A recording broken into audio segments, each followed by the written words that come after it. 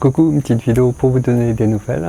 Donc actuellement je suis à Bali, Max, Bali. Et je vais passer 3 mois ici. Donc je fais cette vidéo surtout pour les gens qui me connaissent, mais je pense que je posterai aussi sur YouTube en accès pour tout le monde. Donc l'idée de ce voyage, c'est déjà de faire un peu des vacances au début, mais surtout de pouvoir m'entraîner intensivement ici, parce que je vais suivre un stage de 2 mois intensif avec l'école de Damo Mitchell. Donc je vais pouvoir retrouver tous les gens que j'ai déjà vus en Suède, en Angleterre, au Portugal, et rencontrer des nouveaux aussi.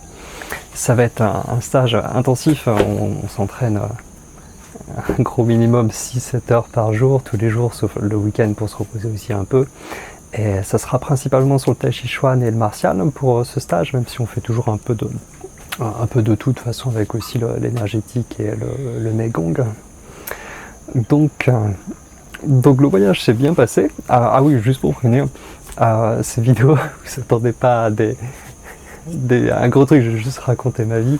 Donc si vous n'avez pas de temps à perdre, je vous conseille de ne pas les regarder, parce que c'est pas préparé, ça va partir en live peut-être de temps en temps.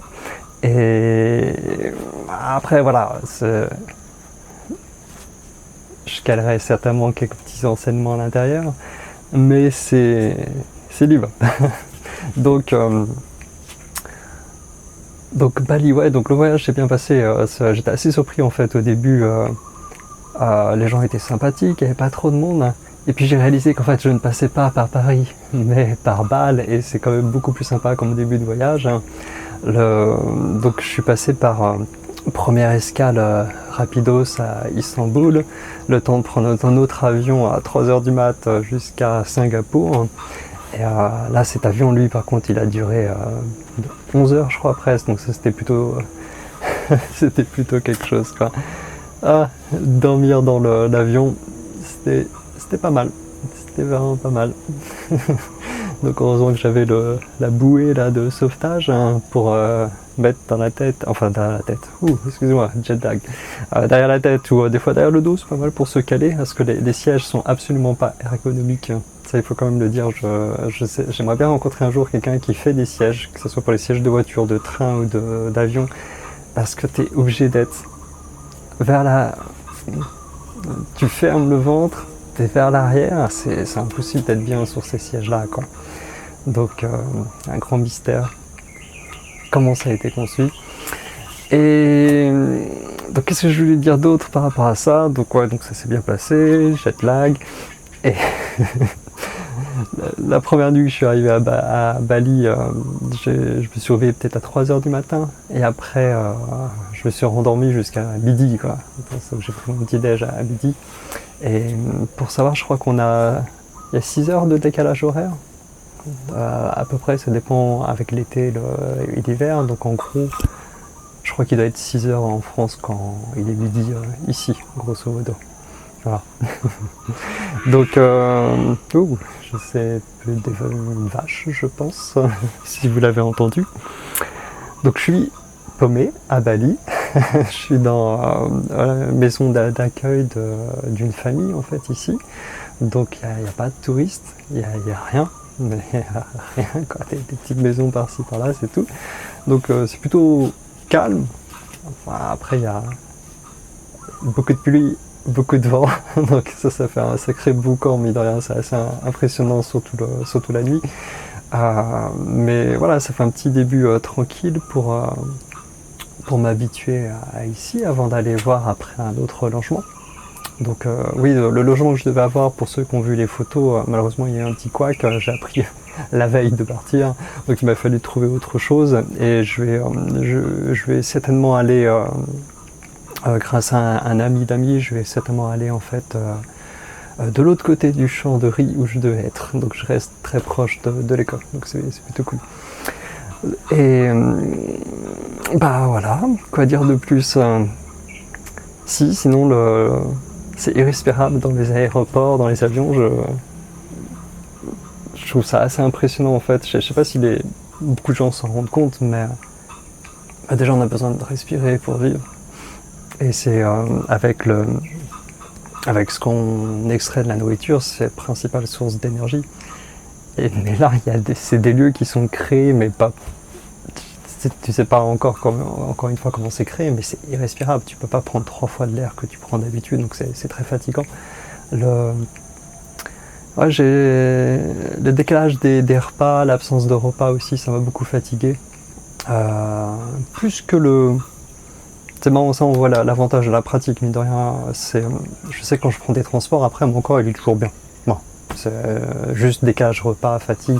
Par contre qui s'accumule, sachant que j'étais déjà fatigué pour préparer le voyage. Et donc ça, voilà, il faut un peu de temps pour récupérer, mais en tout cas ça fait plaisir de voir les apports du corps ou de la pratique, ou quand le corps, les fascias ont été unis, bah voilà, ça respire même dans l'immobilité, donc ça c'est plutôt chouette. Voilà. Donc là, j'ai réussi à me lever tôt cette fois-ci, donc je vais pratiquer un petit peu pour reprendre, parce que là ça fait quelques jours où j'ai pas fait grand chose et c'est bizarre, je dois vous l'avouer, de ne pas pratiquer comme ça trop sur plusieurs jours. Je ne sais plus depuis quand ça m'était pas arrivé, peut-être des années. Donc c'est très étrange et j'ai hâte de reprendre. Et voilà, donc Bali, dès que j'ai vraiment adoré... Oh, je vais vous parler de Singapour avant. Ouais, désolé, c'est décousu. Ma tête est un peu décousue en ce moment. Donc j'ai fait une escale à Singapour, j'ai passé la nuit là-bas pour me reposer un peu, mais à l'hôtel très bruyant. Et j'ai tellement galéré. J'avais pas de SIM card en fait pour Singapour. Ce qui fait que ça complique tout, quoi. J'ai pas réussi à m'acheter à manger parce qu'ils prenaient que du liquide et il n'y avait pas de banque à l'horizon. Donc au final je suis rentré à manger les 2 pommes que j'avais et les petites barres de chocolat. Et oui, non, c'était Mr Bean à Singapour, quoi. J'ai cogné la télé et 5 minutes plus tard je la voyais de travers. J'ai oh merde, j'ai essayé de la replacer. J'ai pas mis le bon adaptateur dans les prises électriques. À un moment, ça a commencé à biper. Je savais pas que ça pouvait biper une prise électrique, mais ça bip en tout cas à Singapour, avec mon chargeur qui surchauffait. Qu'est-ce que j'ai fait d'autre comme gaffe? Il y en avait d'autres, mais j'ai oublié. Donc voilà. Donc ça c'était Singapour. Et puis après, quand je suis arrivé à Bali, j'ai vraiment aimé juste l'arrivée en avion. Donc j'ai dormi encore dans l'avion, je deviens un spécialiste pour dormir dans l'avion, maintenant plus facile que dans l'hôtel. Et ouais, juste quand la porte s'est ouverte de l'avion, en fait j'ai senti l'air de Bali entrer, et là j'étais oui, je suis sorti, il y avait des peintures partout sur ce grand couloir là de la gare de Denpasar. Et ouais, là ça faisait plaisir, quoi. Je sentais l'énergie de l'île et ça me parlait bien, donc ça j'étais vraiment content. Et puis après voilà, j'ai fait une petite heure de route pour rejoindre mon petit coin paumé. Donc voilà, je vais continuer à vous donner des petites nouvelles. Là je vais contacter quelqu'un pour aller visiter l'appart où je vais aller. Puis petit à petit, je sortirai un peu de l'isolement pour aller rencontrer aussi les autres qui sont déjà là, il y en a quelques-uns. Et la majorité reviennent début août, donc c'est là où je pourrais avoir une vie sociale riche, extrêmement riche. Donc ça va faire du bien. J'ai tout dit. Bah écoutez, à une prochaine. Bye.